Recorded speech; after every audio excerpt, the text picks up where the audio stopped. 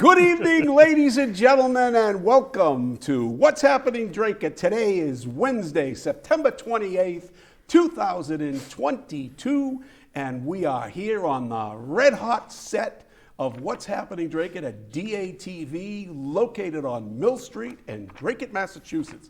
We hope you're going to enjoy this show. We have a hot, fast show for you tonight.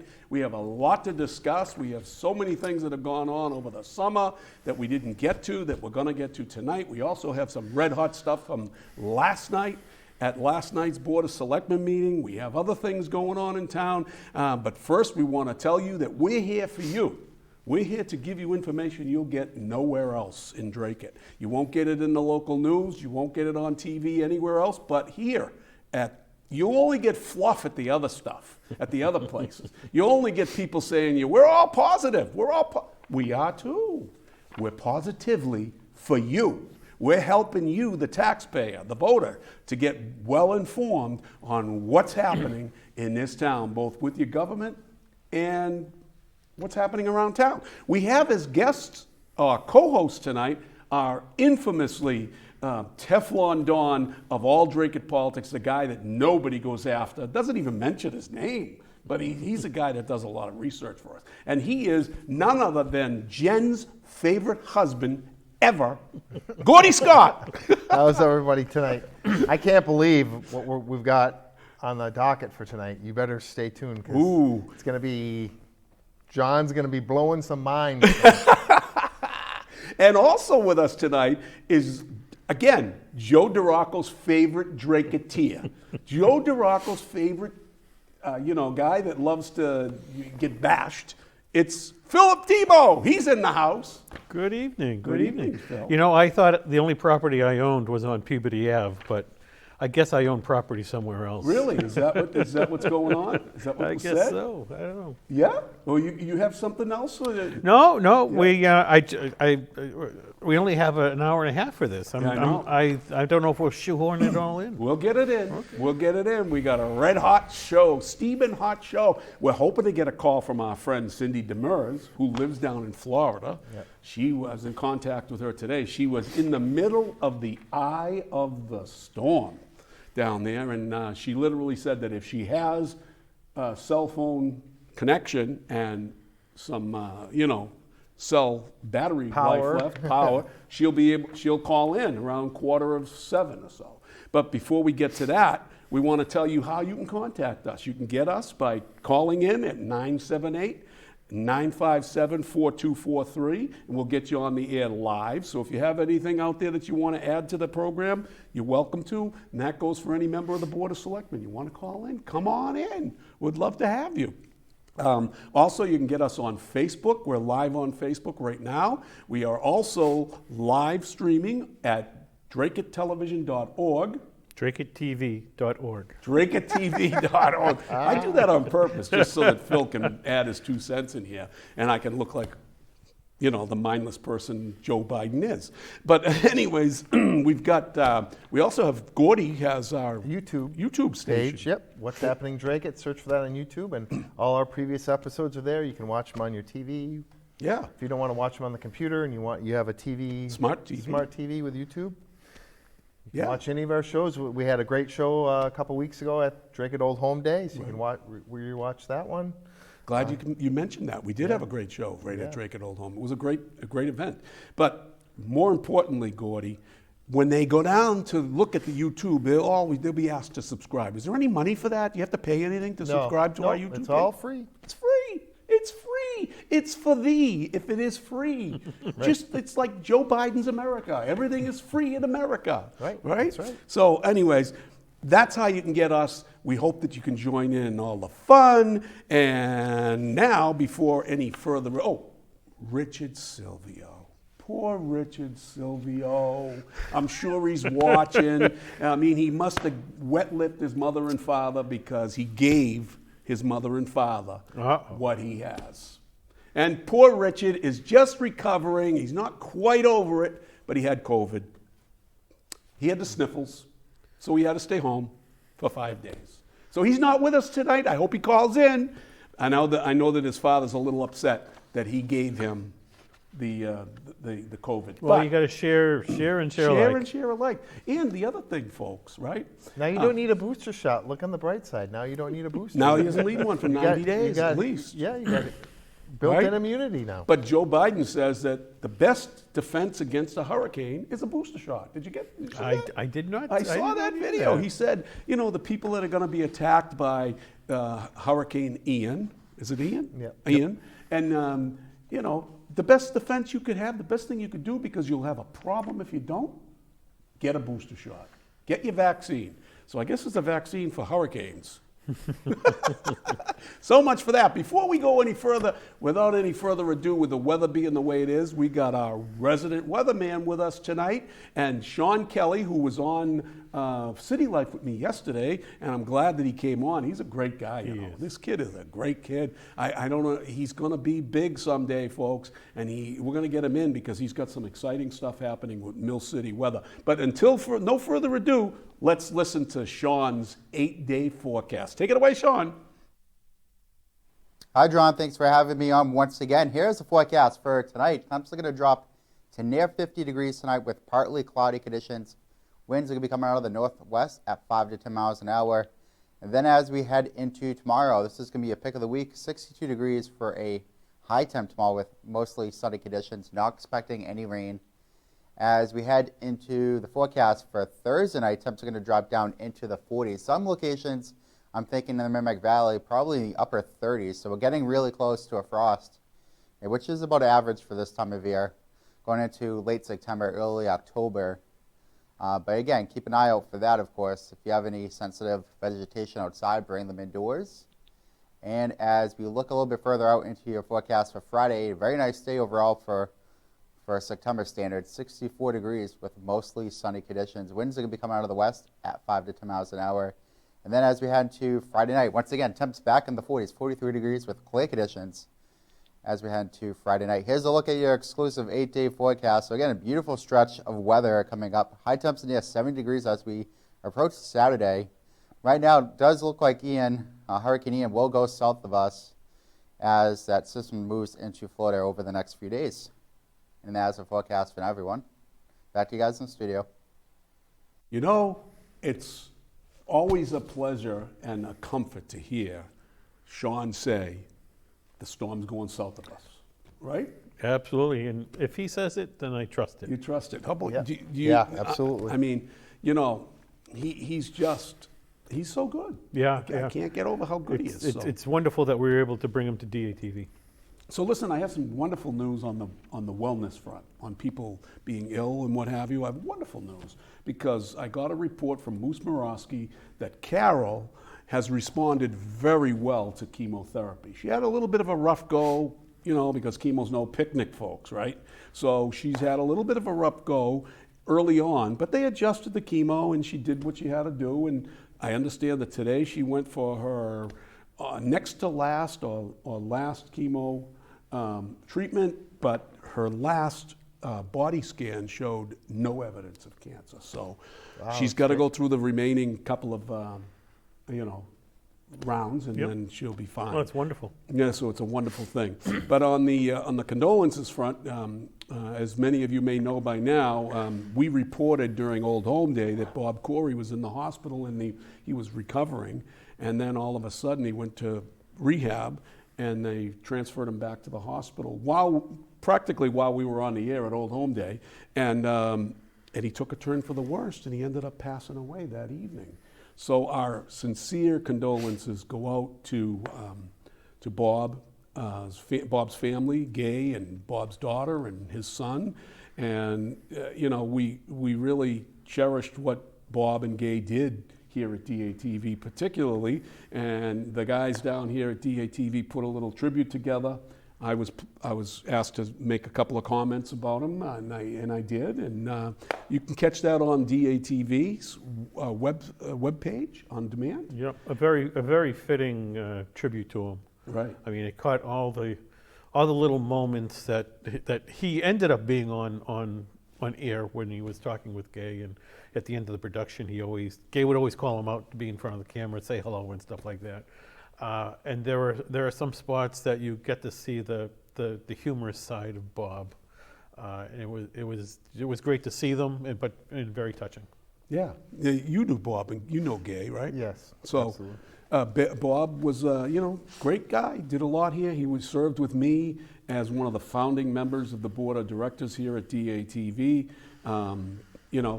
It was a pleasure to work with him. Very, very, very funny, dry humor, but you knew what he was getting at, and very dedicated to the Dracut Water Supply District. So much so that I, in a conversation with Gay, I told her she should run for that seat. And I am told that she's going to run for that seat. And I think that's a fitting thing. I think so. Because I'm sure, like all of us who sit at home and go home frustrated when we're at meetings, right?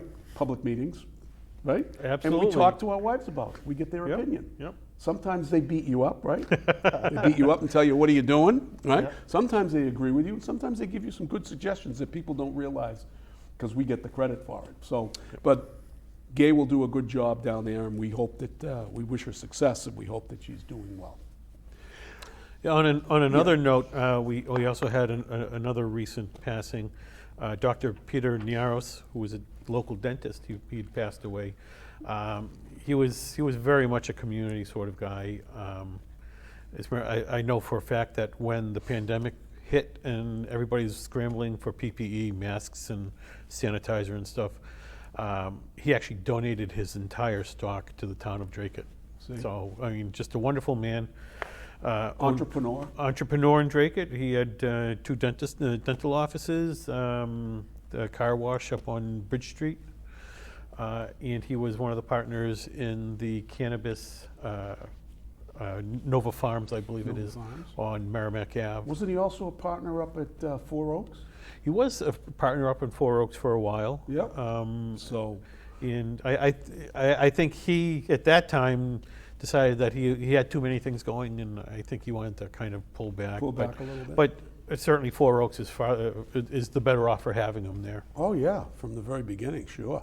It did a good job. Yeah, Well, so my condolences to Tina, his wife, and his So family. we send it out to Tina and the family. We're sorry for your loss. So, anything else? We have any other birthdays, anything like that? Cub reporter made a comment that he's being held hostage in his house. Yes, the establishment is keeping him home. And Like Winston Maybe Churchill. it's time to cook a 1940s meal. cupcake or something. Yeah, Yeah, that gets rid of the sniffles. Yeah, so he Chicken, says. homemade chicken soup, Richard. So he quotes Winston Churchill, "I will never surrender." Surrender. I will never surrender. But Is your you- father watching tonight, Richard? I hope he is, because when we get to talking about Biden, I'm sure he'll feel good about that. Yeah, but I think that quote should be said with a cigar and a scotch. There you go. There you go. So let's get right into what we're doing here tonight, right? What we're here for tonight. Now, there's so much to talk about with the Board of Selectmen and some of the things that they've been doing over the last few months, right? So during the last few months, they were talking about a separation. There's some kind of a thing going on at the state level that the EPA is trying to separate out different articles from your trash. It started out with, don't put leaves in there or whatever, it's Yep. all kinds of stuff. Right. So you have yard waste, Right. and then most recently we're separating plastics and paper from our Right. from our trash. Which is what we all want to do, right? We all want to help the environment some way by, separating out the stuff that's recyclable, okay? So one of the things that, over the years, they've chipped away at what you can put on the sidewalk at the end of the day, right? So one of the biggest things for your government to do, right, is collecting the trash. Do you remember, Gordy, when you were younger, how they yeah. rolled the barrels out for you? Yep. You remember that? I remember that. Do you remember that, Phil? I do not. I do remember the town of Dracut had big orange Yeah, they had their own garbage trucks, and they'd go around and. Right. So when I was a kid in Chelsea, they would actually come into the backyard and roll the barrels out for you, dump it, and roll the barrels back in. You just couldn't have them locked up, obviously. They wouldn't Right. go inside your garage as long as you had Right, they had to be outside, Outside, right? yeah, right. So they Yep. were in your yard and what have you. And you even had, believe it or not, a garbage man. You used to have that little We used to give cylinder him a in the gift. ground. We used to give him a gift for Right. Before all, Christmas and, yeah, before all of this, Right. this what do you call it, ethics stuff. You used to be able to give him a bottle of scotch, or he'd stop by and shoot. yeah, whatever. Talk to you for a You couple wouldn't minutes. give it to him. You just leave a six-pack on top. On the top, on the top of the can. Exactly. So I mean, the garbage man, you used to separate your garbage. It's long before the pigs in the sink, right? They would go and they'd pull the can out of the cylinder, and then they'd bring it to the garbage truck, right? So anyways, those days have long gone and they're hard to find. So now what they're doing is they're separating out all this stuff. So now you got to pay for a piece of furniture that's bigger than a hat, right? You got to pay for TVs, hazardous waste, Yep. and now you got to pay. They're trying to get you to pay to remove your mattress. So if you have an old mattress and you put it on the side of the sidewalk, it gains weight from, if it rains, it gains weight, and all of our stuff is how do they measure out? Yeah, to be honest, that was a big problem when we used to have just the open cartons for our recyclables, because you'd throw newspaper in. If it rained, the newspaper would just soak up all the water, and you're charged by weight to have it removed. Yeah. So you're paying, in that case, almost half of it was water. Right, exactly. So the manager proposed that we charge for taking away those Right. mattresses, right? So there was a big discussion and everything else, right? But do you know what a conservative is? Do you think a conservative, Republican conservative who claims to be fiscally responsible, do you think they would vote for a fee to be placed on removal of any kind of other trash? Would you vote for it? No. I mean, I wouldn't vote for it. I'd never vote for it. But you have a conservative, a person who claims to be a conservative member of the Republican Party on your Board of Selectmen who voted, who, by the way, put a goal in that you do not have any more taxes, added taxes or fees in the town. No new taxes and added fees. in the I town. think that same group was calling me a rhino. Yes. And I would not vote for this. Right. And she put the goal in as one of the board's goals to not add any fees. This was earlier in the summer, and now this mattress fee comes up. And who do you think votes for the mattress fee? Yeah, she did. Allison Janess. She voted for the mattress fee. Now, what she didn't expect is that her mentor and her idol, Joe DeRocco, Did not. He voted did not vote for it. He voted along with the people he despises, Tony Archinsky and Heather Santiago Hutchings. They voted against it, right? Yeah, you wonder if Joe was slipping a fast one on Is them. he slipping something by? Is he? On them, I don't know. Usually they're very well coordinated. Yeah, so she didn't have any clue about it. But we're going to do more of that. We're going to dig into that a little bit further, and we'll have some video showing you where she said, the goal for this initiative, a goal for our board should be not Yeah. have any new So taxes. the recycling isn't going to stop there, as you know, No. because we're already, I think, starting the end of October or so. I'm not certain, but we have to recycle our fabrics, textiles. Right. So See? we can no Brought longer that. throw our holy socks in the trash. Right. We have to recycle them now. And there are bins around the town, you may have noticed them. Not that they're going to notice if you throw them in a garbage bag and tie them up. I don't think they're going to be looking inside. No, of them. but I mean, that becomes, again, another onerous layer on top of onerous layer. Right.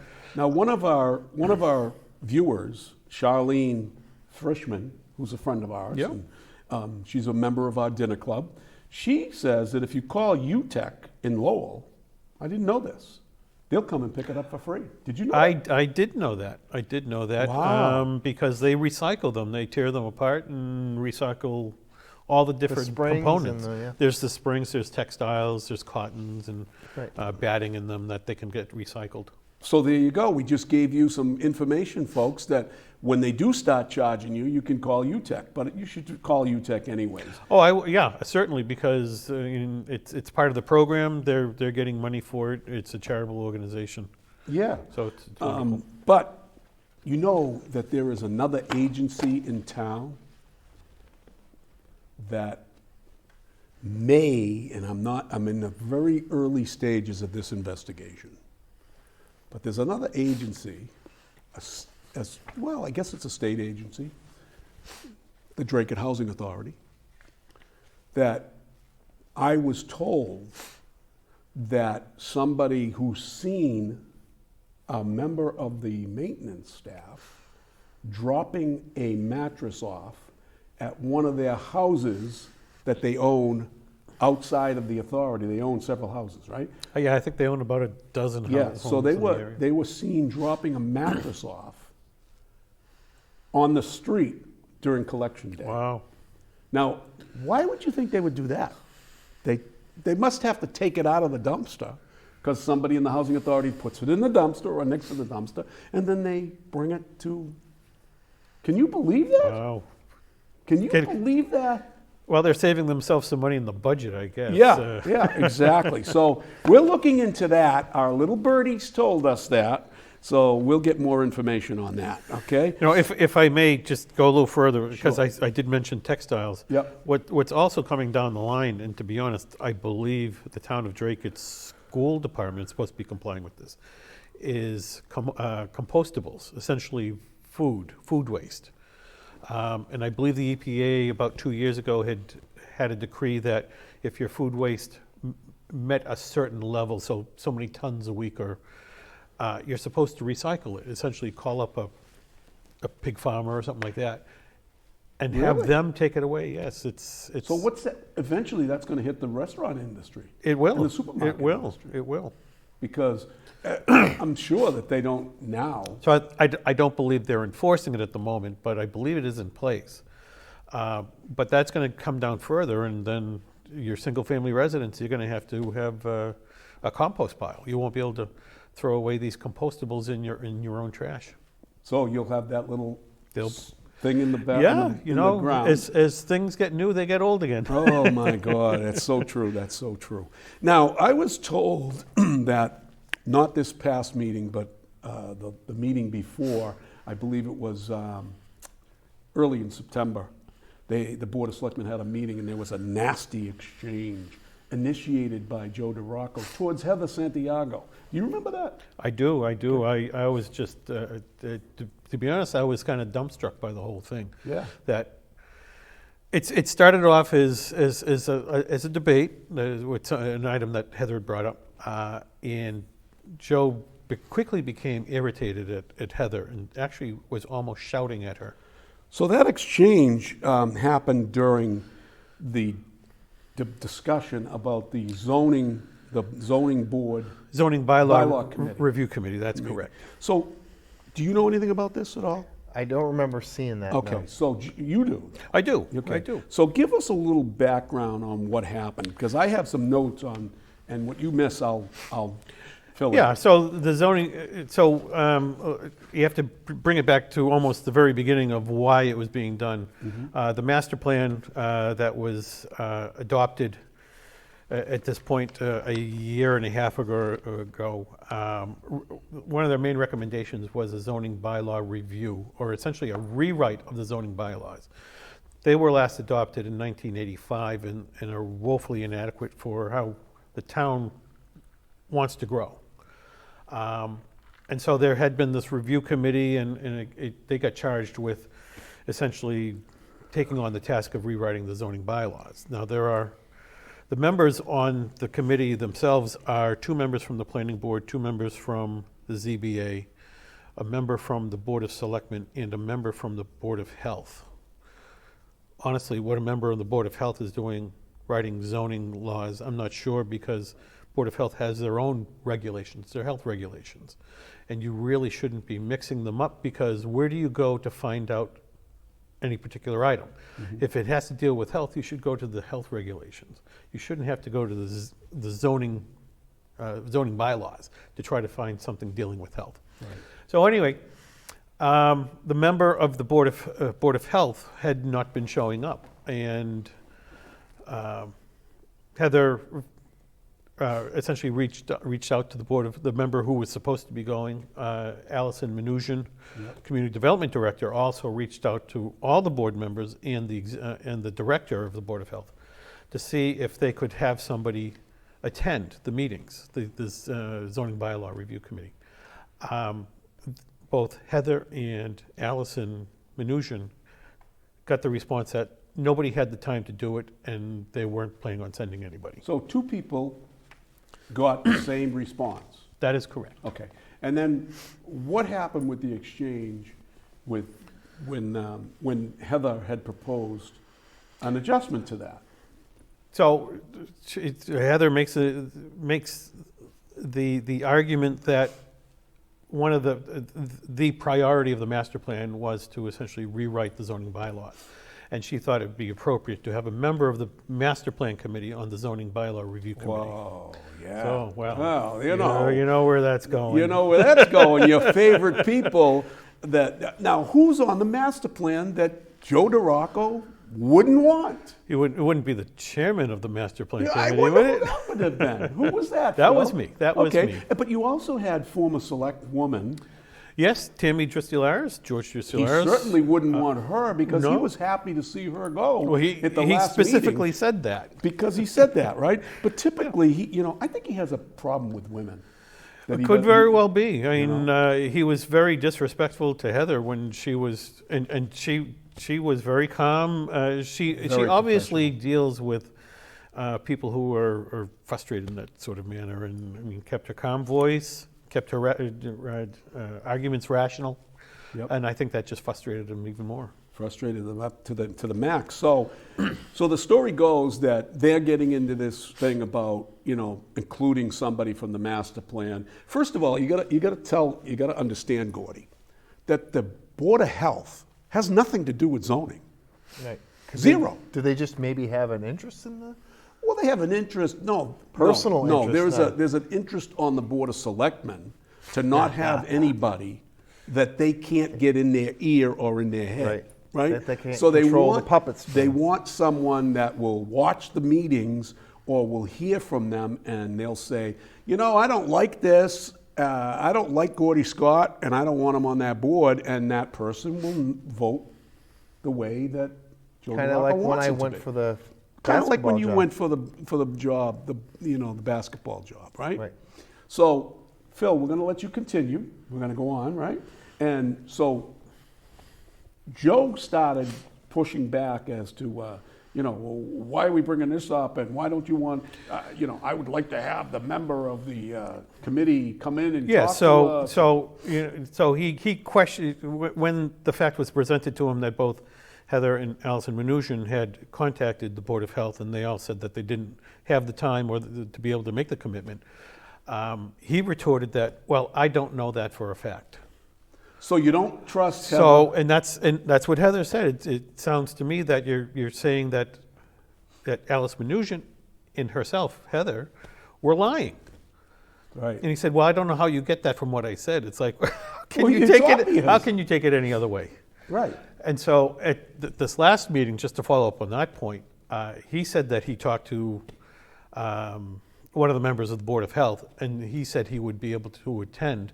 So he doesn't. Let me stop you before we get there, because I wanted you to try to tell the folks out here what Joe said to Heather, saying, well, who do you want on that board? It sounds to me like you want somebody from the master plan on that, some particular person. Who do you want? So that was part of the heated exchange. Yep. That I believe Heather was the first to say, the way you're making your arguments, it sounds like there's somebody on the master plan committee that you don't want to have on the zoning bylaw review. And he took offense to that. And so he retorted, it sounds like there's somebody that you want to have on the committee. Right. From there. And in response to that, Heather had said that she had looked at the role of the members of the master plan, and she said that there were at least a half dozen people that she thought would be perfect for continuation on the zoning bylaw review committee. Phil, And certainly I could think of at least that many. Yeah, but Phil, I'm not even going to ask you, Phil. I'm going to ask Gordy. Gordy, the Teflon Don.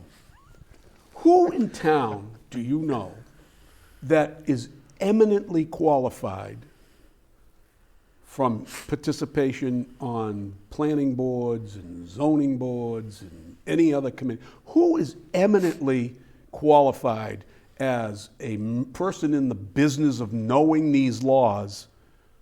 Who serves on all of those boards that is more qualified than Joe DeRocco is by any stretch of the I imagination? would say it would be Phil Thibault. Phil Maybe Thibault. George Dristelaris. George Dristelaris would have that also, and so wouldn't Tammy. Yeah. Tammy has, but eminently qualified, Right. a person whose life revolves around, his work life, his professional career revolves around all this stuff is Phil. Right. So don't put the most qualified person in town on you, right? So anyways, now go on and tell us the rest of the story. I'm forgetting where Oh, I was. yeah. Well, tell us what happened last night. So, some of the discussion was, so Joe had brought up the fact that he strong-armed somebody into agreeing to show up only for one meeting every month and only until the spring. So it's not as if they're getting a firm commitment or any enthusiasm out of this potential member. It's like, yeah, okay, I'll do it.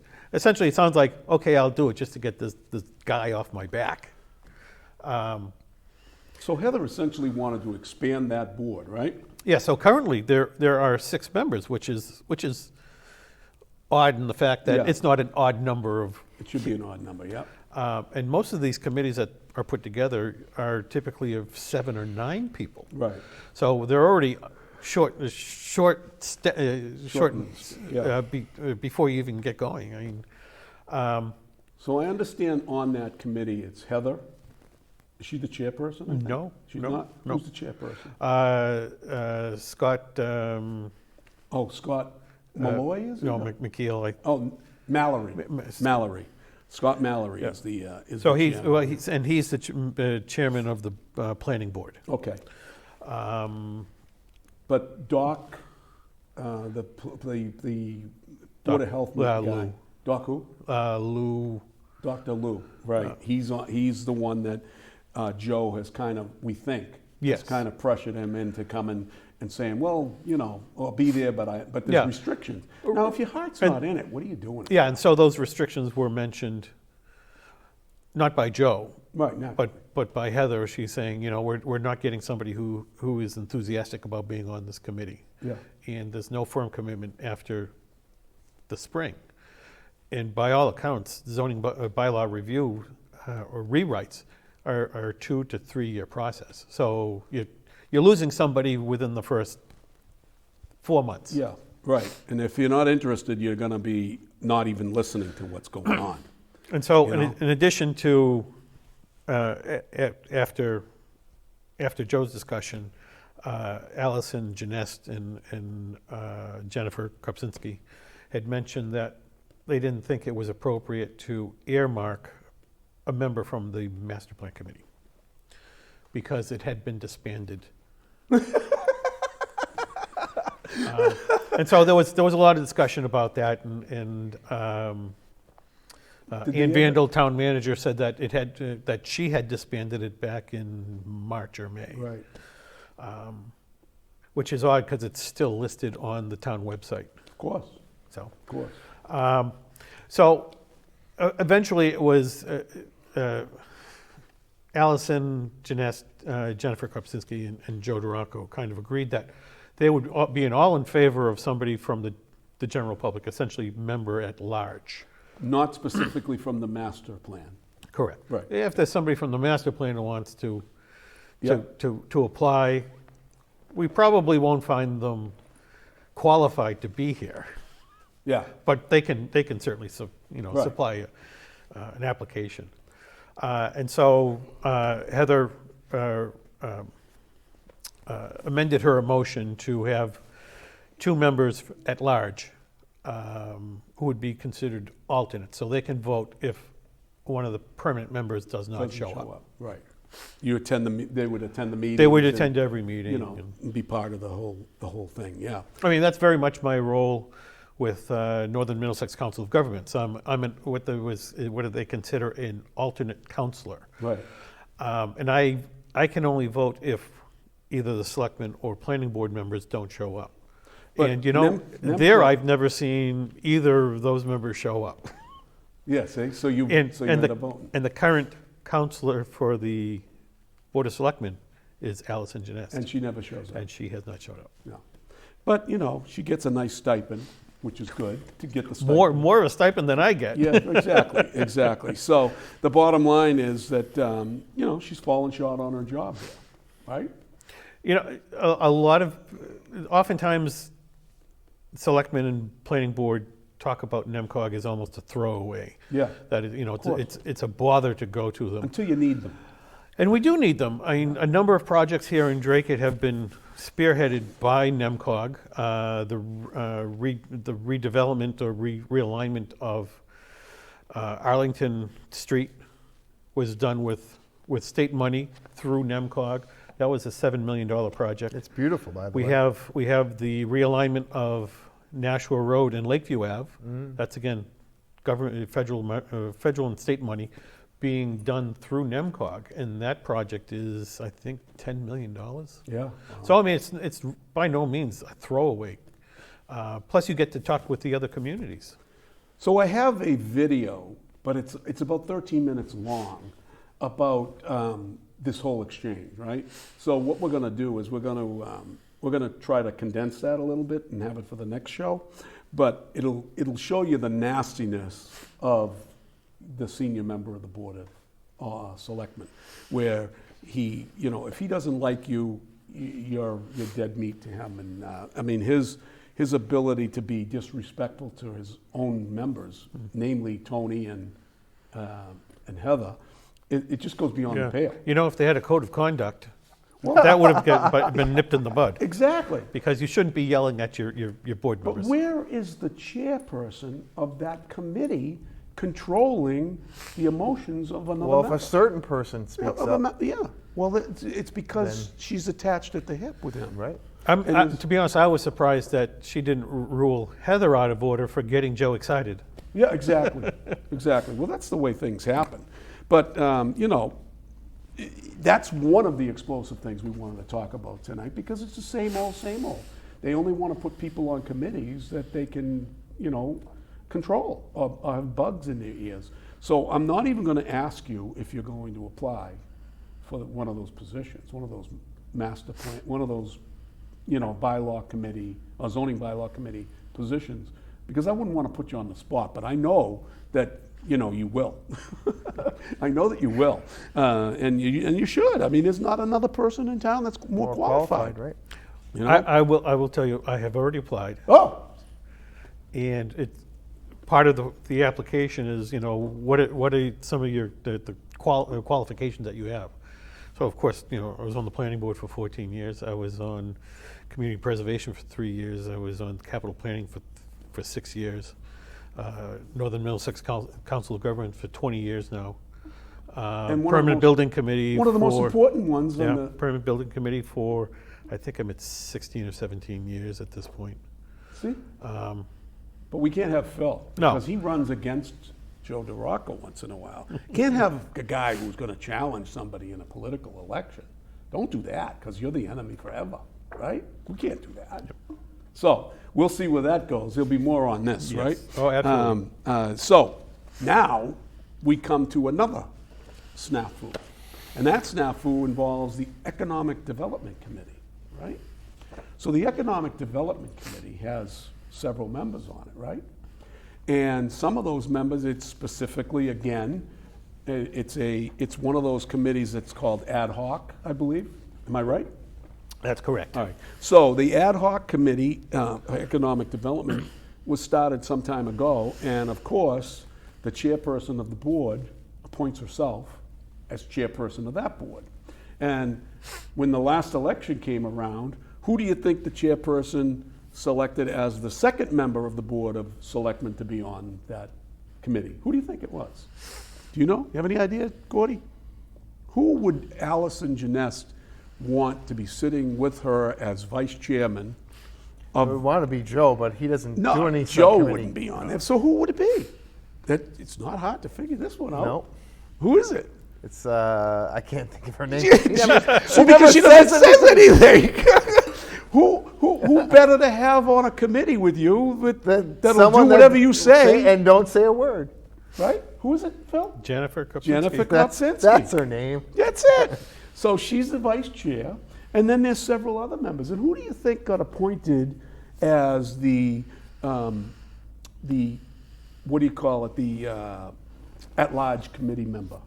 Oh, okay, yeah. Yep. So there's a couple of positions there, right? There's one they wanted some people who were going to be added to it as being like whatever you call it, that's not a part of any of the town government. Right, yeah, so at large. So who do you think the at-large member was that they had picked? I mean, this guy won an award, and he was for being such a philanthropist in Drake. No, he won an award for being such a philanthropist in Dracut. And I mean, I personally like the guy, and it's not Brian Genest. I would never use those two words. I thought in you the meant same award. sentence. I saw yeah, all well, of his of course car. you say right away the phony award. But this guy won the Varnum Award, and he's only lived in Dracut for 2 years. When you got a guy like Moose Morosky, who's been around his entire 83 years of life. Yeah, I mean, John McDonald is who you you're got talking about, and he has done fantastic work for a number of different organizations. Right. But as you said, he's been in town for 2 years, and he gets this award where there's 100 people who've been in town all their life. But because the chairman of the Board of Selectmen is also the chairman of that committee that picks the Varnum Award. So, of course, one of her personal friends is going to get the award over somebody who might be more deserving. Correct? Absolutely. And I'm not trying to knock John McDonald. That's not what my purpose is. My purpose is to show you how these people are working. My purpose is to expose the cronyism that they are creating.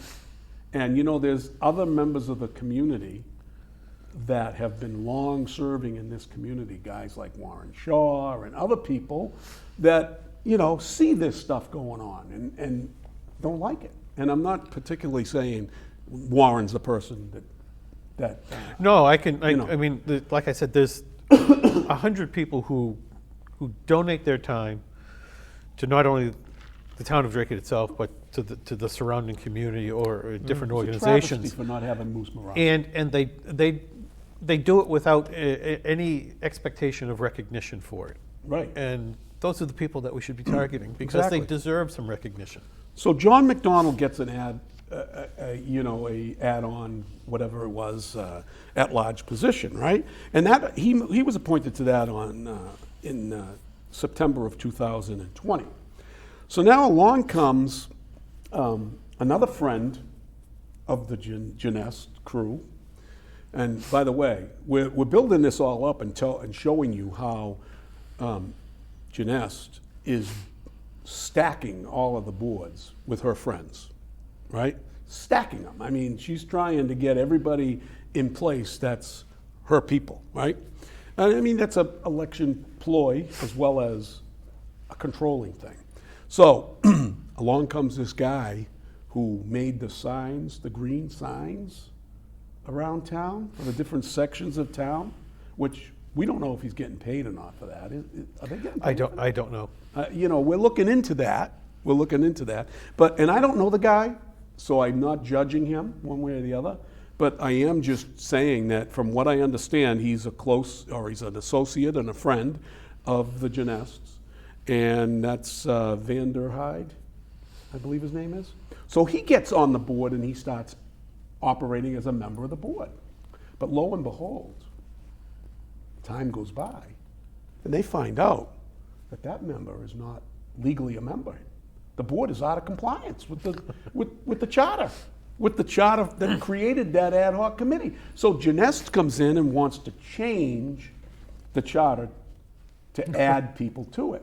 Well, now you get 2 or 3 other people that want to be part of it. So they ended up putting Vander Hyde anyways on that committee. They expanded that committee to include 2 add-ons or 2 at large. I keep losing that. So anyways, that's what happened with that. And she had to come to the board, and that whole thing went around and round, that the two members were, you know, they were out of compliance for 7 months or whatever, and now we put it, but she caused it because she just arbitrarily appointed these people without approval of the board. Isn't Joe DiCarlo also on that committee? He might be. But at any rate, now the Economic Development Committee has the same situation. They want to expand it, but they're you know, there's a whole diatribe of stuff. So let's play cut one, Nathan, talking about the appointments to the Economic Development Committee, because basically what happened is they had 3 applicants for one position, and they couldn't make up their mind as to who they wanted to put. So they wanted to expand it to add 3 at-large members. So let's look at the tape, and let's see what happens here. So questions on any of this? I have a question or two. The current charter says there's 1 community member, but you said you have 2 currently on the board? Right, so if you go to page 16, you can see how it says membership and it says 3 community members at large. So is that what we're voting on tonight? Is Yes. this- But you've already added The a changes. When we were bringing the committee together again and looking at the amount of participation we had and said, okay, we need to make sure that we update this charter because we are basically out of compliance.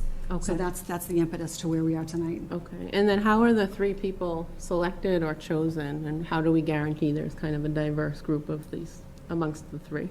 Yeah, so people will write a letter asking to be appointed. So we have one gentleman who is really great at marketing. So we needed somebody that was going to be able to help us with all of the banners and things that you've seen as we worked through all COVID. So that was somebody that we invited to join the board. And then the other gentleman has extensive experience in bringing economic development to towns. Specifically, he worked in Lawrence and worked on quite a large factory building and bringing business into that area. So we knew that we had people that had experience and could help us, and they were well suited for this particular board.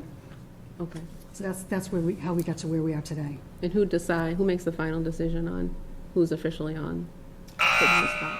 And, Is it the town manager appointment? yeah, Ann appoints, yep.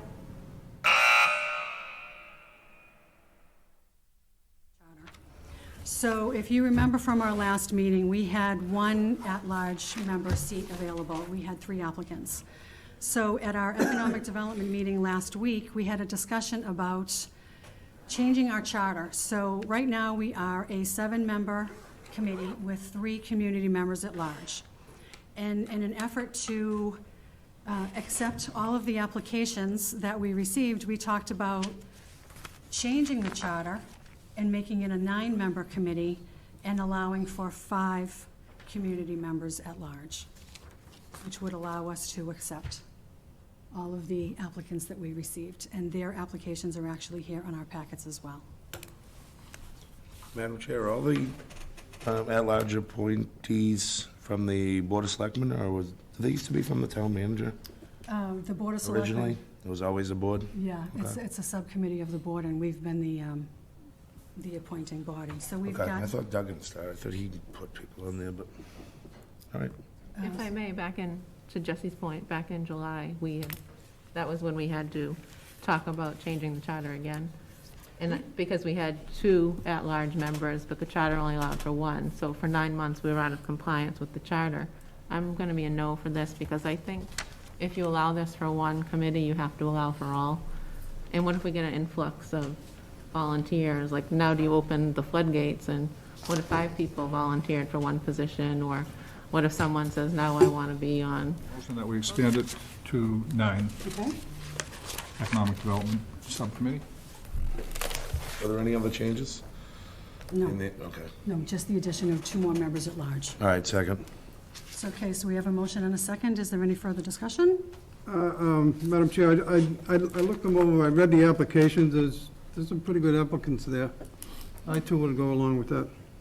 Okay, so we have a motion and a second. All those in favor say aye. Aye. Aye, so the motion passes 4-1. Now, did you notice how Joe DeRocco had no problem expanding that board?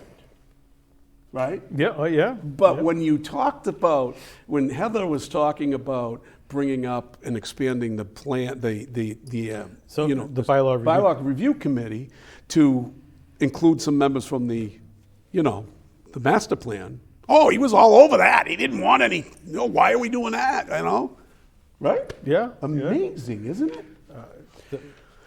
It's just The hypocrisy is dripping. I mean, hypocrisy. But you know what? Your ordinary citizen who's out there watching these shows doesn't realize the backroom stuff that's going on here. You know? But If this you is- had no context and you just watched that clip, yeah. you wouldn't understand. That's why we had Right, them, right. you know, explain everything and review everything Right. leading up to that, because you can't play the whole meeting, Right. all the meetings over and over. But, you know, so now the same thing that they were talking about here is the same thing that's going on yeah. with economic development. Now, the interesting thing is, how does the manager not know that she's not the appointing authority? How does she not know that? You know? Absolutely. I mean, I listened to Joe blowing smoke, you know, up her butt last night, and how, you know, one of the meetings about on the review process for the manager's pay raise, and you know, she's doing everything exceedingly well, according to Joe. He gave her all fives, right? I like to know who on God's green earth gets all fives, because there's no room for improvement when that happens, right? Right. Right. So, and we'll get into that because we have another clip. But the bottom line is that, you know, he wants her to succeed, and I understand why, because he's her appointment, and that's all well and good. Well, I mean, honestly, everybody, I mean, even the town manager review, committee that was going through all the applications, we all wanted to see whoever was installed as town manager succeed. I mean, Right. if you don't want this person failing, because then the town is going to be failing too. No, exactly. We get that. We get that. We totally get that. And I think Tony said it a couple of times during the, you know, and so did Heather, that they want her to succeed. They want the town to be doing well, obviously. So, but anyways, you know, they wanted to change the charter of that committee and the two committees, and of course they always put the cart before the horse. They put the people in, and then Then they go ahead and change the it's- charter. Oops, well, we have to make this We're out right. of compliance. Oops. Sorry about that. We'll Oops. fix that. Don't worry. So when those members no longer want to be on that committee, will they go back and change the charter to reduce the numbers so somebody doesn't Right, slide so they in? don't have all kinds of They seats might. to fill, right? They might. What did I do with my pen? Oh, there it is. It's on the floor. Yeah, so they might do that, and who knows? Of course they would. If it to roadblock you or Dristolaris's, of course they would. So I mean, I don't know how the manager doesn't know that she doesn't make those appointments and that the board. of She selectmen certainly does. should be very aware of what her duties and responsibilities are. So, anyways, you know, the point is that they corrected that by voting the way they did. And when we talk about the town meeting, the town manager's, you know, evaluation, there's all kinds of stuff that people were saying back and forth about how they rated her, and some were trying to apologize because they didn't give her all fives, and some were, you know, it sounded to me like there was an awful lot of hearts and flowers being thrown towards her.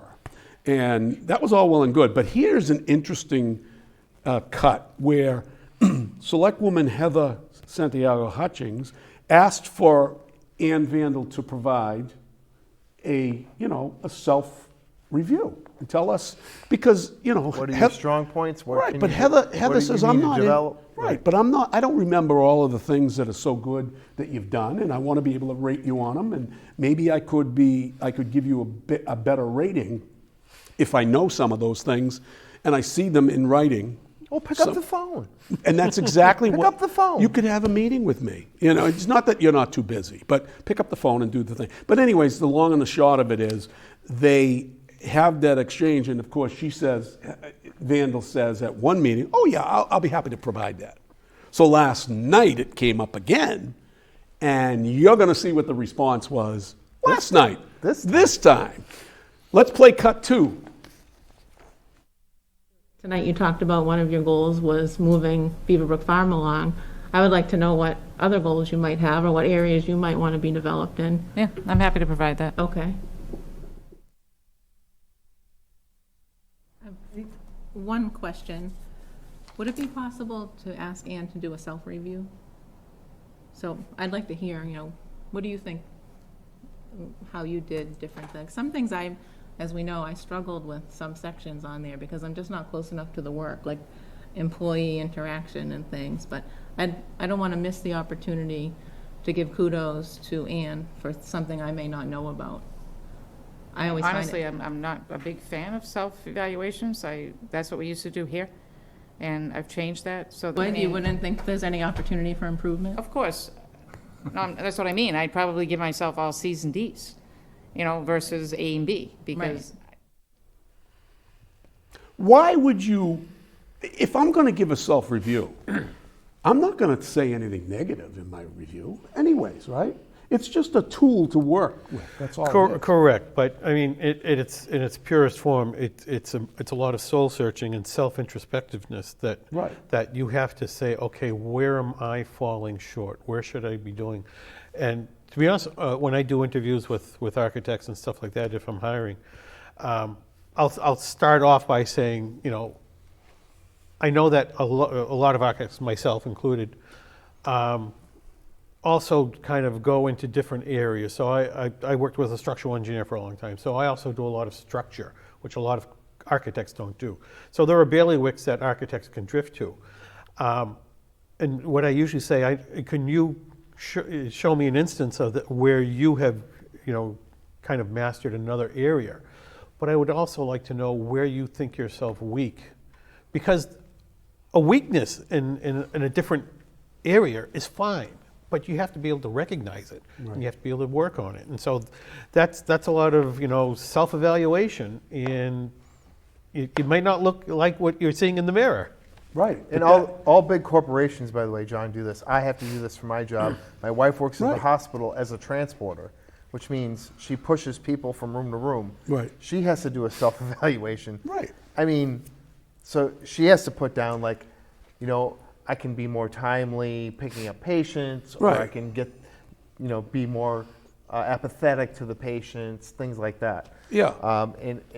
And my goal is, like, I'm weak in this technology. I need to get, improve, take some training classes for this area of where I'm weak in technology, but I'm strong over here. And here's by the way, here's all the stuff I did good. And when you talk about the areas that you're weak in, right? Isn't that putting a signal to your boss that, I need you to give me help to do that. Right? Yep. So that we can make it a better organization or give you training. Right. Give me $3,000 assigned to send me to a training class or whatever. So that's a door to open for the manager to say to the board, yeah, I could do a lot better if I had an extra hand or whatever, or we could, be more retrospective of it and moving forward. Right? Yeah, so if you're trying to fluff off a self-evaluation like that, the old, Michael Scott from The Office, what's one of my faults? I care too much. Yeah. I mean, it's like, come on. Whenever somebody said that in an interview, that was a red flag to me. Oh, absolutely. Red flag to me, I care too much. But anyways, that was an interesting exchange also, because one minute she, Oh yeah, I can provide that. Well, because she doesn't know what the rest of the 3 members are going to say. The 3, and you know when I mentioned the 3 members, who they are. So, she puts it on the back burner. But once she hears from the 3 members outside of the meeting, now she comes back with, I'm against that, right? I mean, come on. I'm not a big fan of that. I'm not a big fan of doing mine either, but I have to do it. I had to do it when I was working for the years that I was, in there. But anyways, I had a question, and I know we brought this up before, but I need somebody to do some research. So I'm reaching out to one of you guys, or Richard, our ace, our ace reporter, who hasn't called in, who's slacking on the job. And he's probably found a place where they have half-off pizza tonight. Oh, could be. right? You might be studying. Might be studying. But I want to look into how much legal funds we've expended on our new legal team, because I'm understanding that the former legal beagle of the town, our council, was saying that, they're over 90 grand already. This was 6 months or 3 months ago in the budget, and I never made 90 grand in a year, right? That's why they have to start charging for mattress pickup. But yeah, exactly. But I'm understanding that I think the reason for it is that Beaver Brook Farm has cost a lot more money in legal fees. Yeah, I mean, there are a number of buildings that are still town-owned. There's the seed shed, the workshop, and there's been a lot of back and forth on that, and mostly in legal, of what should we do with this? Yeah, we've spent a lot of time on that other stuff now, and I'm noticing that we're running out of time quickly. But I'm going to go on to this. Did you also notice last night at the meeting that there was a liquor license that came up for Creole, or something like that? A restaurant. Criollo. Yeah, it's on Pleasant Street, and it's a new Spanish restaurant. And they're looking for a beer and wine license. And there are several beer and wine licenses available. So Mr. Dracut, and we're going to get a cut on this too. We're going to have a video cut on this for the next show if I can, if I have time to do it. But he questioned why, and you're going to love this one. Why should we give them a license? And the poor guy, who's a Spanish guy, who's standing there, he doesn't speak English, and he's got an interpreter with him, and he's baffled because it's like a strip mall, right? Yep. And he's saying, Joe Dracut says, well, why would, how can we give them a license when there's not enough parking? But lo and behold, there's already a restaurant in that strip mall that was given a license not too long ago for the same reason. Okay, for the same reason, and Joe voted for that. Oh, well, and why not? I mean, and just down the street is the Rally Cap that has no parking, but we'll give them a liquor license. Right. Oh yeah, they're fine because they're grandfathered. Well, yeah. Right. So my thought there's two thoughts. Is he connected to that somehow, to the owner of the one that has the liquor license? Or yeah, because if you give two now, it's competition for parking. Parking and for food. Or are you against Spanish people and Spanish food? Yeah. Right? I mean, come on, give me a break. Yeah, so certainly, a beer and wine license, the increase in traffic would be negligible. Now, you had experience with that business with somebody trying to expand very much so in Collinsville. Brickhouse Pizza wanted to expand their current location into the adjacent unit, and it was shut down by the board of. And why was that? By Who the was their board. architect?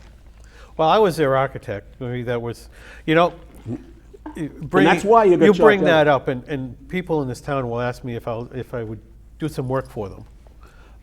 And honestly, my first question is, are you sure you want to use me? Because I'm kind of a lightning rod. Right. And they always tell me, no, Phil, you're going to tell us what's right and what's wrong, and we trust you. Yeah. So, okay.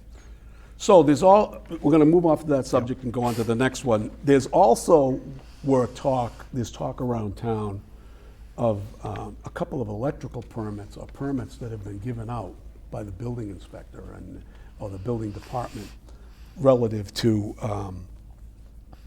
that should not have been given out, right?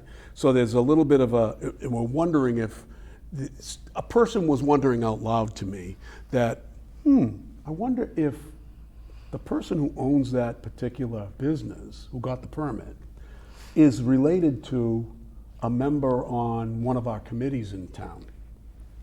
And therefore, that person is on several committees, and that person is a go-to person for the town manager and others.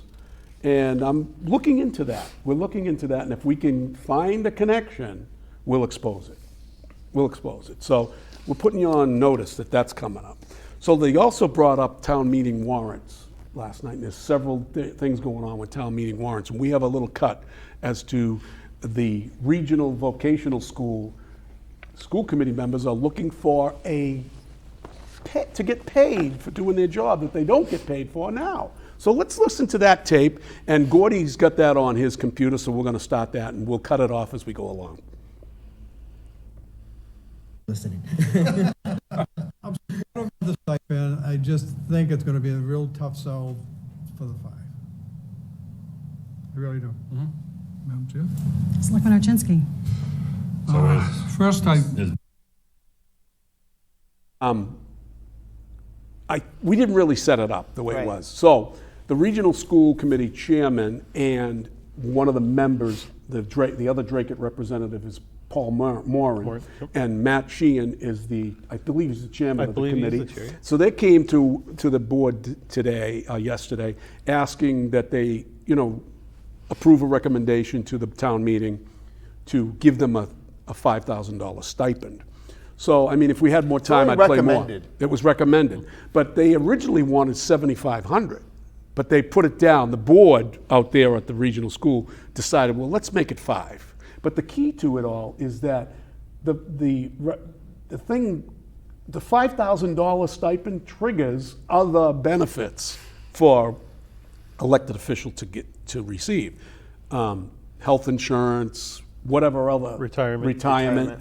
So here we go. We have 2 people up there that are both on the work for the government. One works for the police department in Lowell. The other one is a former school person, a teacher at the regional school, worked many, many years, and I don't knock them for that. That's a good thing. They did the right thing. But they're going to eventually collect.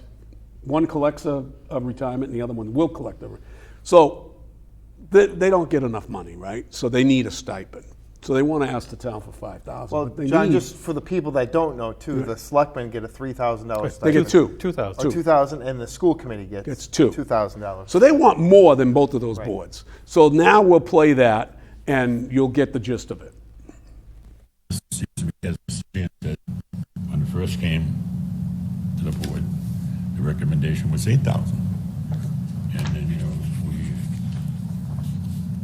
he's amended the motion. We got it down to $5,000, and I mean, is it etched in stone? I don't know. well, first off, a little house cleaning. Is this on a? It's in the warrant. It is on the warrant. Article I didn't 12. see it. Do you know It's what Article number? 12, Tony. Pardon me? Article 12. Okay, so it is on here, and so my question is, we've been trying to get to the point where we're taking monetary items off of the fall town meeting and trying to get them on the spring, and I think most of our monetary items on this town meeting warrant are for things that we didn't know in the last fiscal year, right? They're all. There were no new monetary articles. They're all amendments to the June Right, town right. meeting. So there are no new monetary articles on the fall town meeting, so this might maybe better placed on the spring town meeting. Well, it's really going to be, technically, it's going to be an amendment to their budget. So it's the same An situation. amendment to, To the Greater Lowell's budget. why is this going to be retroactive to, I would assume it's for I don't know the details on it, but I'm assuming it's FY '23. okay, well, it doesn't say that. So anyway, I have a little bit of a concern about the chairman of the Volk School Committee basically telling us what we'll pay our representatives. It doesn't say up to $5,000. It says $5,000. No, it does not. It says recommended. Yeah, In the but- paperwork that you were handed, it says. Yeah, but basically, it does say $5,000. It doesn't look to me like we have any wiggle room here. So that signals to me that the Volk School Committee are able to set their own stipend. If you're telling me that the vote tonight is for $5,000, when do you make when do you make the argument that, well, you're more like the Lowell School Committee and they make $12,500, and maybe you should make $12,500, which is $25,000 to this board. So I have an issue with that, but I think that can be worked out. But the biggest thing is the $5,000 compensation makes our representatives eligible for retirement benefits.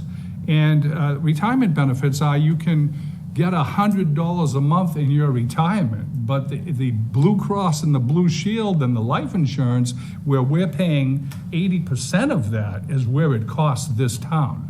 We'll be making contributions for not these two gentlemen, but any of our representatives that we send in the future.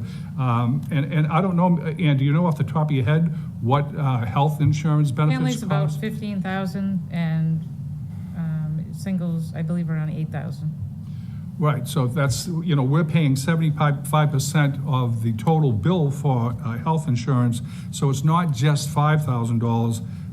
The $5,000 gets you into the door of the retirement system, and we've been talking about that ad nauseum since I've been around.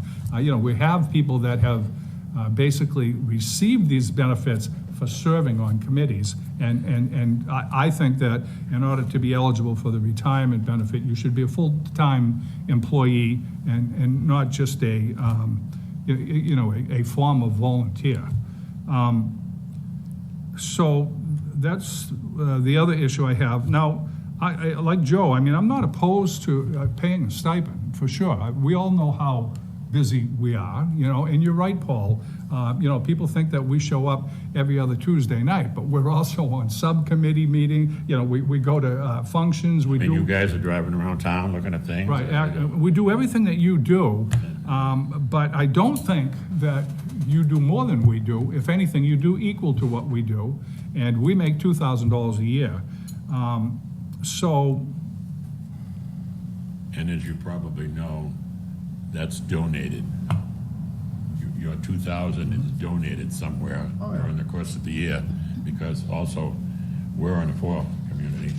So if Lowell is having Winterfest, they send me a nice little letter, from someone, and don't forget us, Paul, and stuff like that. So it's right. We're doing all of those things. We're in a school, so the school community is coming at us to, the kids and supporting the kids. Yeah, and the other issue I have is that we have our own school committee as well, and they make $2,000 a year, and they're on just as many subcommittees, and they go to many, many functions and things like that. So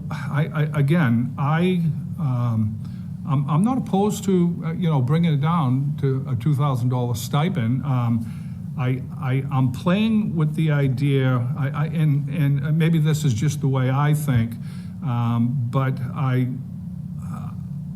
I would like to somewhat put a proviso on there that will pay you $75 a meeting up to $2,000 a year, because we have had some attendance problems in town with people not showing up on committees and things like that. So, Nice shot.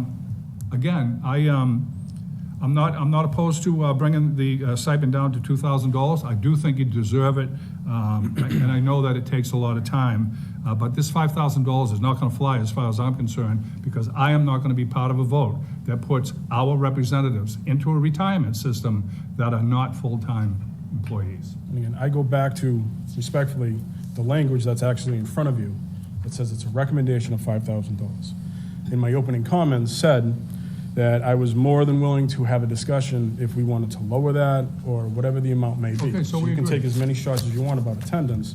This has nothing to do with this. Well, I don't know about that. Respectfully. That's an argument for another day. Okay. Yeah, let's stick to the topic at hand, if we could, please. Madam Chair? Selectman DeRocco. For our attorney, the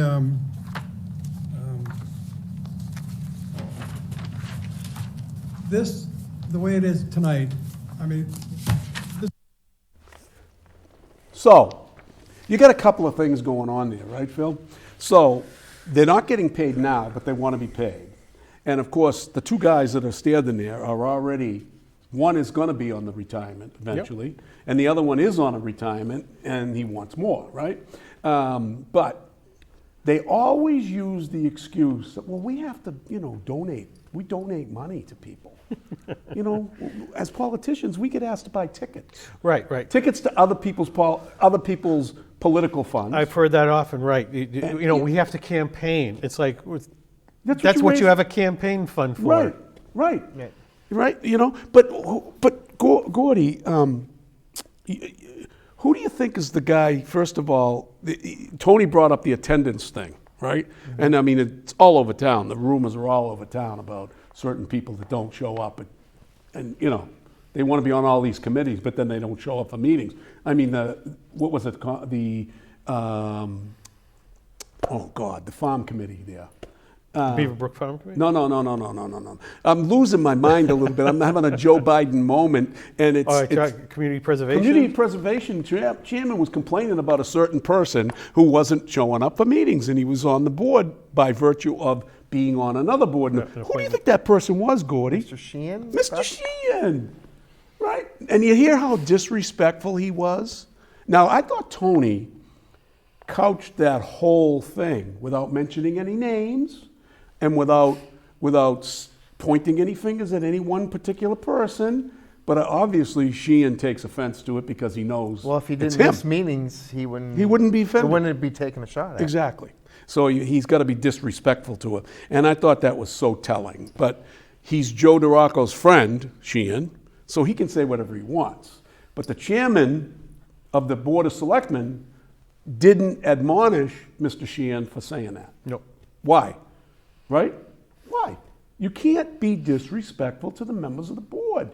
You can, there's a way of saying it, and Tony did it in a way that was more respectful and not, unlike me, I would have said, Mr. Sheehan, you don't show up at meetings. Why should you? I would have said that. Why should we pay you not to show up? Why should we say that? And this business about buying tickets is just a scam. That's all it is. What do you think's going to happen when you run, if you become a selectman, or you know that comes with the job? So if you don't want to do that, then don't run. For it. Yeah. Don't run. Right. And you know, now you're on a committee that doesn't get paid, so now you get on the committee and you get entrenched. Now you want to be paid. Give me a break, will you? There's certainly a lot of committees that in this town that they do a lot of work, more than certainly the selectmen. But if you don't pay them, you'll have the $25,000 or $50,000 for the two.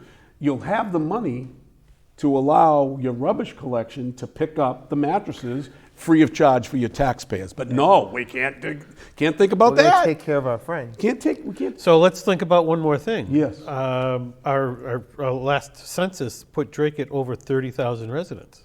Right. That means by the charter of the regional school, we get another representative. So Lowell gets another representative because they're underrepresented. Because once we get the trigger. Correct. That triggers another representative Right, for so- Lowell. So that's another $50,000. So if you want to patronize your cronies, well, let's get him elected to the regional school committee, and it's $5,000. It's insurance. Hey, you'll owe me another favor. Does it ever end, folks? Does it ever end? Does this stuff ever end? I mean, if you're elected, I thought, and I always use this, I served for 9 years, and 5 of the 9 years I didn't take my salary, right? I remember that. When there was a period of time when the board could not give raises to our workers, our union workers, I was castigated because I suggested that the paid boards not get paid during this period of time. Oh, you got to get what you pay for. All that BS. We can't give a 2% raise to the guy who drives the DPW truck. We can't give a 2% raise, a measly 2% raise, to the school teacher or to the town hall employee. And to that, I would use, I guess, their same argument against them, that, hey, you get what you pay for. If you don't pay your employees, look what you're going to get. Yeah, exactly. So I guess I would rather see the money go to reward good employees than to reward crooked politicians. Right. And then when the manager, the former manager, not the current manager, the 2 former managers ago, Dennis Pindak, when he was going out the door, Joe DeRocco negotiated a contract for 27% based on the fact, extending him another 18 months so that he can get the full benefit of, the 80% that he would get in retirement. And he did that without the consult of the Board of Selectmen. He went and did that without the consult of the Board of Selectmen, and then he put everybody in a position to have to vote for it. But you know who didn't vote for it? Who was on the board? You know who didn't vote for it? Who was that? Me, I didn't vote for it, but I got castigated. And Joe's argument was, well, he didn't get paid for the last 8 years. Well, are we going to pay back the money for the 4 or 5 years that we didn't pay the DPW, the school teachers, and everybody else? Are we going to give them back pay? We can't do that. You can't go retrospectively by law. So you're going to give them a 27% raise. It's unbelievable. But anyways, that's all stuff that's like water over the dam, right? So here we go. Let's talk about one last thing before we move on to some national stuff. The school traffic problem. Has it been rectified, Phil, by the new configuration? So certainly there was a 2-week period of everybody getting used to the new configuration stuff. I know they had a police detail out there to help with traffic. I'm not sure if that actually helped it or hindered it, because of course, you're trying to let this line go. Of course, it's piling up over here. Yep. And I believe another big issue that they had were parents wanting to drop off their kids extra early. They wanted to be the first in line. Right. So you couldn't drop off your kids before, I think, 7:20 or Which something. there's already a rule in place for that. Right. You can't queue up. So of course, if you want to be first in line, you need to get there before that. And I think they were kind of leapfrogging the times, and they were having people out in the schools at 6 o'clock in the morning waiting to drop their kids off. It's because I guess the rationale is that they can get to work quicker, but why don't you just put the kid on the bus and then you can leave for work? Yep. Yeah, exactly. Waiting an hour and a half in front of the school isn't going to get you to your work quicker. That's right. That's right. It's only going to back up Lakeview Ave. So I'm not sure where it stands today. My understanding is that they saw some improvement. Whether it's the improvement they anticipated, I don't know. Was it worth over $2 million? There's a lot of curbing there. And I'm told by some parents, and I'm going to try to get one of them to come on and talk about it, maybe at our next show. But I'm told that it hasn't improved that much and that it's a lot of money that's been spent. But I do understand that the superintendent spoke on Monday about tweaking it. That there'll be a little bit of tweaks here and there, maybe extending one of the lines behind the Richardson School and making it longer or whatever. But, we'll see where that goes. So, what's going on with the new school that's being proposed? We're trying to apply for Greenmont and Campbell to replace. Yeah, so that's I believe that's still in front of the Massachusetts School Building Authority, and we should be hearing back from them whether. I believe that we've been accepted, and so at that point we can do a feasibility study.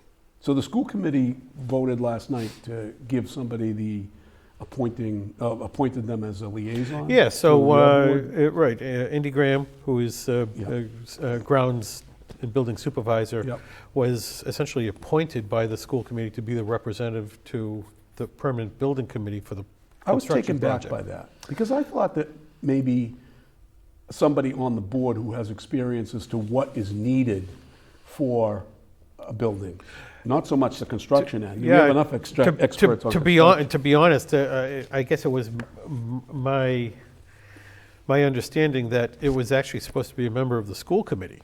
Right. And I certainly would like to see it as a member of the school committee, because they have an intricate knowledge of what the program requirements are for the building and the use. Yeah. Essentially what we typically refer to as the end user.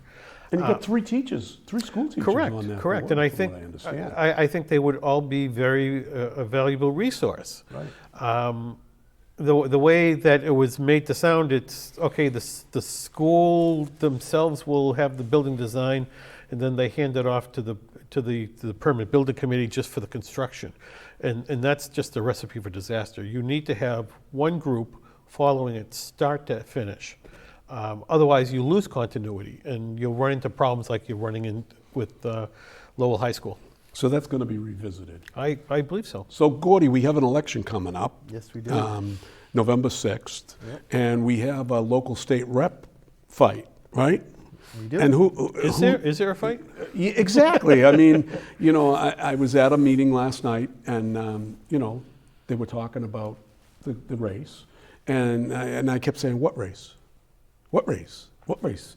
I mean, Colleen Gary who's been there a long time and does a good job. And, you know, I've had my beefs with her. We've had our differences, but we have now gotten to a point where we're now friendly again. And quite frankly, she's always done, for the most part, what her constituents in town want her to do. Shows up at everything. She shows up. She's not a person who kowtows to the establishment down at Beacon Hill. She's not a person who is always well liked by, you know, the leadership, right, because she votes conservative democratic values that John F. Kennedy instilled in most of us that have been totally lost now, right? So, but she's very well prepared to be the next representative again, because she's in a good position where she votes conservatively, right? So that race isn't really a race, but she needs to do everything. She can't let it not be. That's correct. You can never take anything for granted like that. So the governor's race is coming up. As we know, that ferreted it all out. And now you have Jeff Deal against Maura Healey. Who do you want? Oh, obviously Jeff Deal. I don't know. It's going to be a tough road to hoe. I think. I'm not going to say that anymore because I think people are waking up. What do you think? I'll be supporting Jeff Deal. You're right, and so won't I, because we can't afford to have a member of the legislature, member of the governor's seat that is preeminently one of the most liberal people in America. I mean, she can rival the Squad, you know, in some of the things she says. I mean, during all of the fires, the burning and the looting out in Seattle, and somebody asked her a question about that, her famous line was, do you know what that famous line was? Fires are what makes the forest grow. I mean, are you serious? I mean, that's a great ad, by the way, if that's more to come. Okay, the midterms, we've got a minute and 15 seconds left. The midterms are coming up, and we're going to have more to talk about that. Next, we're going to focus more on national politics. Please help us with that, though, because my 401k is dying. Oh, dying. The Biden anti-inflation, whatever he calls it, the Inflation I'm Reduction praying every Act. night, God, please make the stock market go up. But inflation's only up an inch. But it did go up a little bit today. Only an inch. Yeah. Only an inch. It's only an inch. It goes up an inch. We're in a recession, John. All right, People so don't did you know it. notice that gas prices are going up again? Yes, They're creeping up, folks. Guaranteed. Prediction, by December, what will gas prices be? $4. $4. What will gas prices be? Slightly over $4. Slightly, I say it's going to be at least $4.35. And oil will be off the Richter scale. Biden's announced college debt forgiveness. Do you know how much that's going to cost? The BBO has now come out with a number. $400 billion or something like that? It's $500 million, and some analysts are saying I think it's higher than that. It's going to be $1 trillion. Now, folks, the stock market, as of yesterday, has lost $7 trillion as of yesterday. $7 trillion. And that's Biden's economy, right? Folks, thanks for joining us tonight. It's been a whirlwind of a night, whirlwind of a day. Gordy, take it away. Folks, thanks for watching as always. Hopefully you learned something here with us tonight. I know I did. It's great to hear John and Phil talk about all the politics. I've been out of it. I didn't watch the selectmen's meeting, but I'm glad I caught up, and you did too. And you just remember, when it's Wednesday night and it's 6:30, it's What's Happening Dracut. Good night, Dracut. Good night, folks.